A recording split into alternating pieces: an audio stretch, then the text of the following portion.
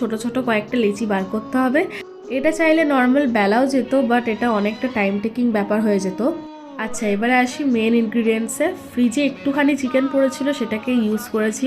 ভাবছিলাম কি বানানো যায়, তাই জন্য একটা মাথায় আইডিয়া এলো, সেটাই তোমাদের সাথে শেয়ার করছি।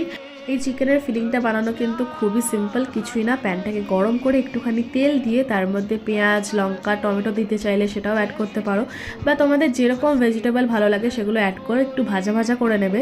তারপরে এখানে অ্যাড করব কিন্তু চিকেনগুলো আর ড্রাই মশলা, যেমন টেস্ট অনুযায়ী নুন, হলুদ গুঁড়ো, লঙ্কার গুঁড়ো, গোলমরিচের গুঁড়ো, তার সাথে দিয়েছিলাম মিট মশলা।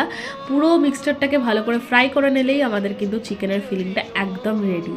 দেখতেই পেলে কতটা সিম্পল ওয়েতে ফিলিংটা তৈরি করে নেওয়া যায়।